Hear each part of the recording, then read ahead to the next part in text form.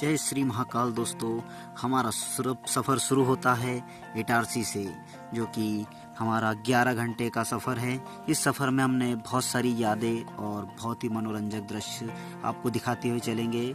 हमें रास्ते में मैहर पड़ता है, जो कि माँ शारदे का बहुत ही भव्य स्थल है, जिसे हमने ट्रेन में से ही जय माँ शारदे को नमन किया। आगे चलते ही हमने सुबह उठकर देखा तो चारों तरफ कोहरा ही कोहरा था। इसमें आगे का व्यक्ति कुछ दिखाई नहीं दे रहा था और ट्रेन भी बहुत स्लो हो गई थी। आगे चलते ही हमें ऐसा रेलवे स्टेशन पड़ा जो कि हमारे स्वतंत्रता सेनानी नेताजी सुभाष चंद्र बोस की यादें ताज़ा करता है, जो कि गोमोह नाम से प्रसिद्ध था।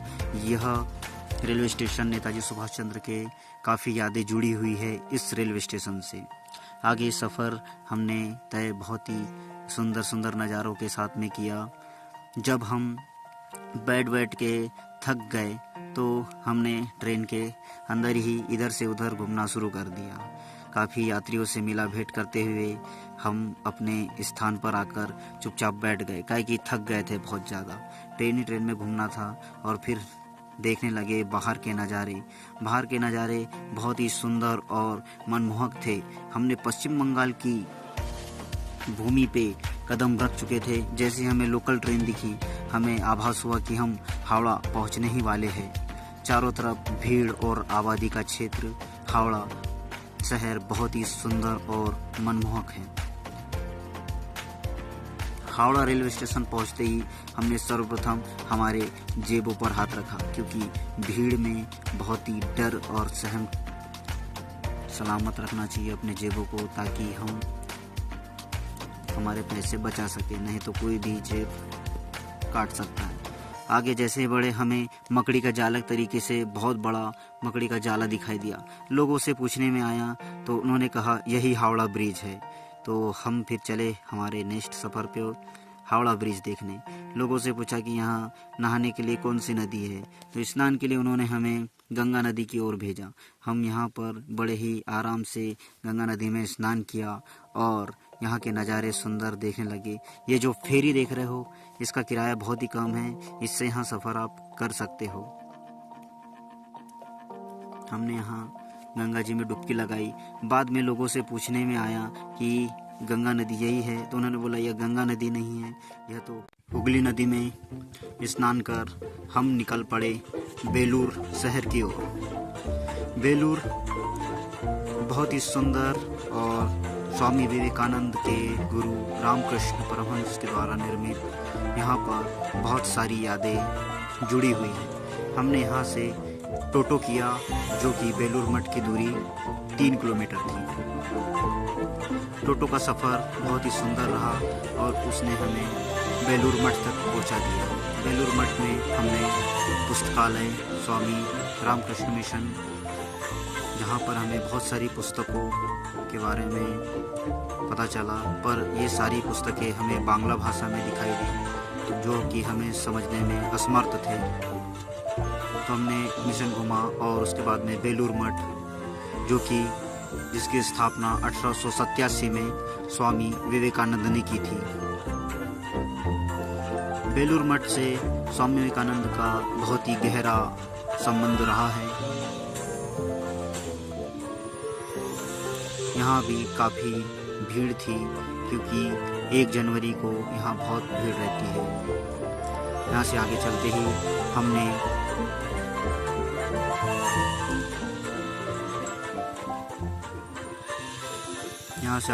हमने जाम खाए, जो कि बहुत ही स्वादिष्ट बनाए थे और बहुत ही प्यारे लगाए थे। इसका टेस्ट बहुत ही अच्छा लगा हमें। जाम खाते ही हमें ताकत आ गई और हम निकल पड़े हमारे अगले डेस्टिनेशन की ओर, जिसका नाम था दक्षिणेश्वरी काली माता का मंदिर।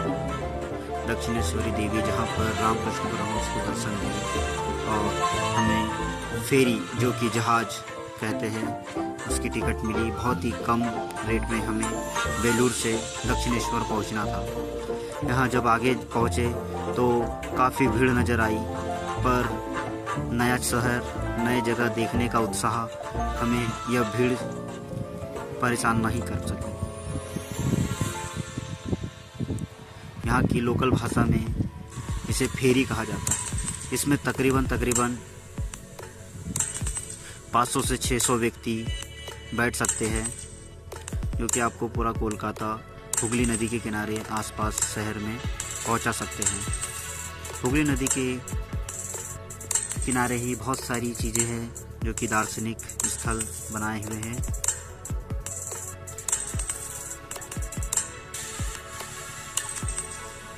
सफ़र का आनंद लेते हुए ड्राइवर को कहा कि गाड़ी तुम्हारा भाई चलाएगा। ये जो जहाज़ है, बहुत ही सुंदर नज़ारा, आसपास के चारों तरफ हुगली नदी का दृश्य और बहुत ही मनमोहक क्षेत्र।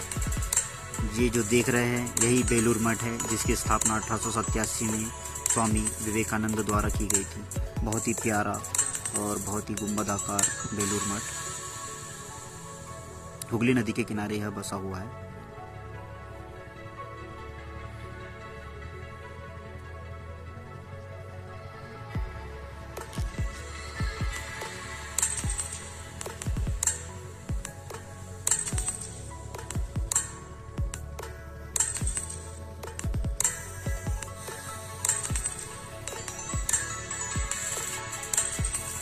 हमारा गंतव्य स्थान दक्षिणेश्वरी स्टेशन पर हम पहुंचने ही वाले थे। काफ़ी सुंदर नज़ारा इस ब्रिज का। हम जैसे ही स्टेशन पहुंचे, काफ़ी लोग हमारे स्वागत के लिए आगे खड़े हुए थे। फिर बाद में पता चला कि उनको बेलूर मठ जाना था। यहाँ पहुँचते ही हमने माता दक्षिणेश्वरी के दर्शन किए और अपने आप को बहुत ही धन्य समझा। साइमन कमीशन महाराज छोड़ो, भारत माता की जय। भारत छोड़ो,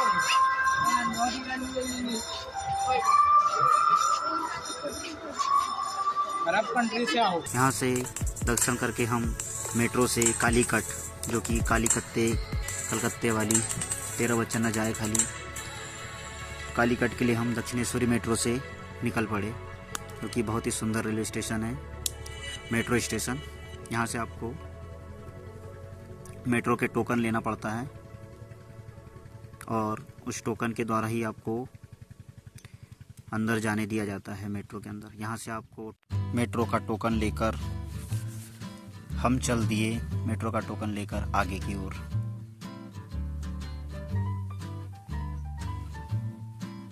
हम पहुँच गए थे दक्षिणेश्वरी मेट्रो स्टेशन। इंतज़ार था हमें हमारी मेट्रो का, जो कि हमें हमारे गंतव्य स्थान कालीकट पहुंचा सके।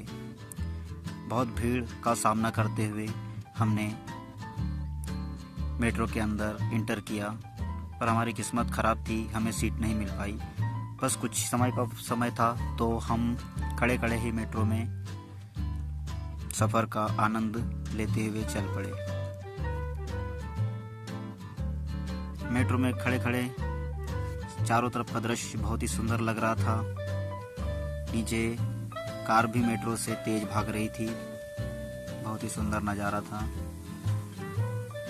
अब बैठे बैठे दमदम आ चुका था, जो कि बहुत ही प्रसिद्ध नाम से है। कुछ काम नहीं था तो यहीं पिल्ली करने लग गया मेरा दोस्त। नोआपाड़ा दमदम बेलगछिया श्याम बाजार। हमारा स्टेशन कालीकट पहुंचते ही हमें राहत की सांस ली और हम बाहर निकलने का रास्ता खोजने लगे। यहाँ की मेट्रो पूरी अंडरग्राउंड ही है, जो कि एक शहर से दूसरे शहर आपको छोड़ती है। यहाँ से निकलने के लिए आपको ऊपर की ओर जाना पड़ेगा। तो हम निकल गए मेट्रो स्टेशन से बाहर और मंदिर की ओर आगे बढ़े। काली मैया का यह मंदिर बहुत ही सुंदर और बहुत ही प्यारा। यहाँ की गलियाँ भी रौनक से भरपूर, चारों तरफ लाइट वाइट और मेले के नज़ारे देखते हुए हम मंदिर की ओर अग्रसर हो लिए। यहाँ पर भी काफ़ी भीड़ थी। धक्का मुक्की खाते हुए हमने माता रानी के दर्शन किए और जय काली कलकत्ते वाली का नारा लगाते हुए आगे बढ़े। आगे बढ़ते ही हमने पान खाया और फिर से हम सियालदह रेलवे स्टेशन, जो कि हमें गंगा सागर जाना था, तो हम वहाँ जाने के लिए मेट्रो की ओर अग्रसर हुए। हमारा नेक्स्ट स्टॉप सेंट्रल कोलकाता था, जहाँ से सियालदह रेलवे स्टेशन बहुत ही पास पड़ता था। वही प्रोसेस फिर से दोहरानी पड़ी, टोकन लेना पड़ा और फिर से मेट्रो स्टेशन के अंदर एंटर हुए। बहुत ही सुंदर सफ़र रहा। हम हमारी मेट्रो का इंतज़ार करते हुए स्टेशन पर इंतज़ार कर रहे थे।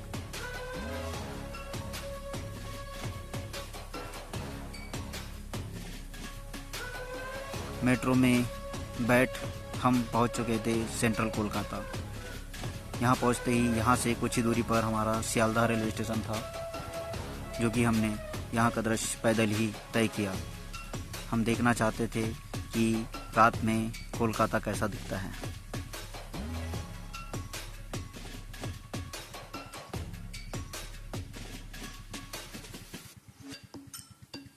हम सियालदह रेलवे स्टेशन पहुंच चुके थे। यहाँ की सबसे फेमस गाली आपने कई फिल्मों में सुन चुकी होगी। मैं उस गाली का वर्णन यहाँ नहीं करूँगा, पर यहाँ की गाली बहुत फेमस है सियालदह की। यहाँ से हमें लोकल ट्रेन पकड़कर काकद्वीप की ओर अग्रसर होना था।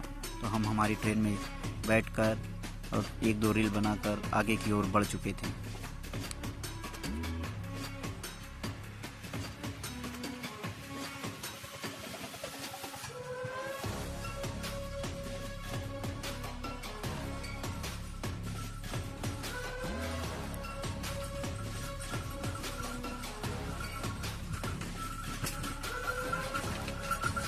फाइनली हम काकद्वीप रेलवे स्टेशन पहुंच चुके थे। काकद्वीप पर हमें यहाँ से काकद्वीप पोर्ट जाना था, जहाँ से हमें फेरी मिल सके।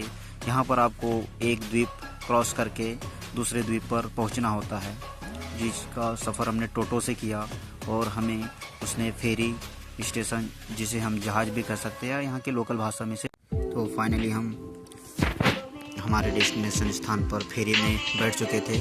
काकद्वीप फेरी स्टेशन से यह निकलती है और कचबुरिया द्वीप, जो कि गंगा सागर के लिए सीमित रोड प्राप्त मिलेगा, वहाँ से वहाँ तक के पहुँचा देता है। काफ़ी 500 से 600 व्यक्ति इस फेरी में समा सकते हैं। और हम पहुँच चुके हैं कचबुरिया द्वीप, जो कि यहाँ से हमें बस से 30 किलोमीटर का सफ़र तय करना है।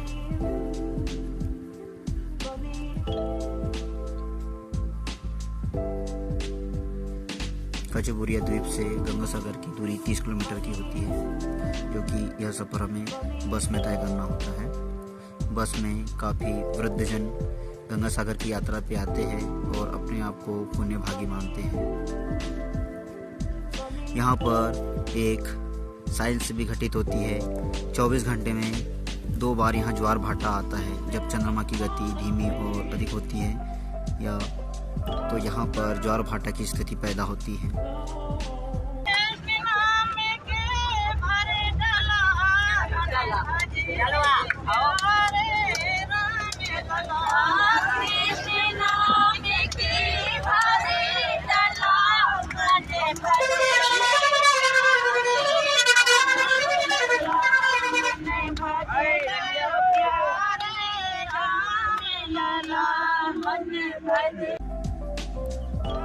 बस का यह सफ़र काफ़ी रोमांचित था। बुजुर्ग लोग गाना गाते हुए इस सफ़र का मज़ा ले रहे थे और बहुत ही सुंदर दृश्य हम देखते हुए जा रहे थे। बड़े बड़े खजूर के झाड़ रास्ते में दिखाई दे रहे थे। तो हम फाइनली गंगा सागर के द्वीप पर पहुंच चुके हैं। अभी सुबह के 8 बज रहे हैं। काफ़ी कोहरा सा है। यहाँ पर 14 तारीख को मकर संक्रांति 14 जनवरी को बहुत ही भव्य मेला लगता है और यह मेला काफ़ी प्रसिद्ध भी है। हमने रास्ते में खजूर का जूस पिया, जो कि बहुत ही प्रोटीन युक्त था और हमें ऊर्जा प्रदान करने वाला था। यह बहुत ही सुंदर था। बहुत ही सस्ता आपको यहाँ पर खजूर का जूस मिल जाएगा। इसे पीकर बॉडी तरोताज़ा हो जाती है। हम ये जो पीछे देख रहे हो, इतना कीचड़ ये ज्वार भाटा के कारण हुआ है। ज्वार भाटा के कारण ही हमें 100 मीटर अंदर स्नान करने के लिए जाना पड़ रहा है। यहाँ ज्वार भाटा की एक स्थिति बहुत ही अच्छी घटित होती है। हमें जैसे ही समुद्र दिखा हम हमारी मस्ती चालू कर दिए। बहुत ही मज़ा आया यहाँ पर गंगा सागर में स्नान करके। बहुत ही सुंदर क्षेत्र, कपिल मुनि की तपोस्थली भी रह चुकी है यह। हमने सूर्य को अर्घ्य देकर मस्ती शुरू करी।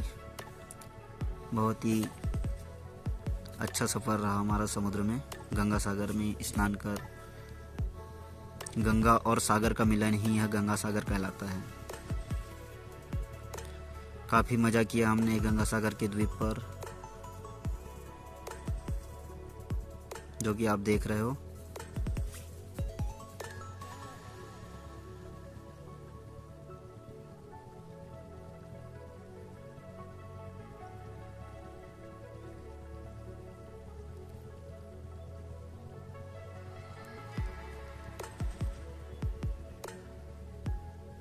काफ़ी आनंद आ रहा था नहा के।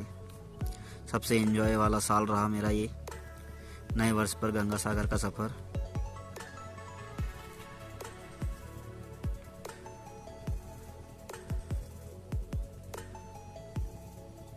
हमने पुनः सूर्य को अर्घ्य देकर हमारा स्नान समाप्त किया और बढ़ चले कपिल मुनि के आश्रम की ओर। ये जो देख रहे हो आप, ये ज्वार भाटा के कारण ही यह स्थिति पैदा होती है। सब कीचड़ दिखाई दे रहा है आपको। यहाँ तक कि समुद्र का पानी आता है और रिटर्न फिर से वापस जाता है। इसमें हम बिजली पैदा भी कर सकते हैं। तो चलिए शुरू करते हैं कपिल मुनि की यह कहानी।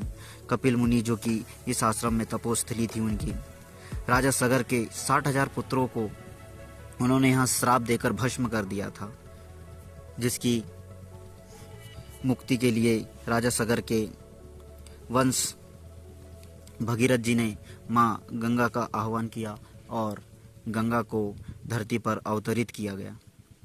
यहाँ पर आप माँ गंगा, कपिल मुनि और राजा सागर जी की प्रतिमा के दर्शन कर सकते हो। और राजा सागर जी के 60,000 पुत्रों को भगीरथ द्वारा माँ गंगा को अवतरित कर यहाँ से मुक्ति प्राप्त हुई थी। यहाँ कहानी भी है कि जो भी यहाँ आता है वह मुक्ति पा जाता है इस संसार रूपी जीवन से। बहुत ही सुंदर दृश्य कपिल मुनि आश्रम का। हमने कपिल मुनि जी के दर्शन करे और निकल पड़े कोलकाता के साइड। हमने टोटो में तो सफ़र करी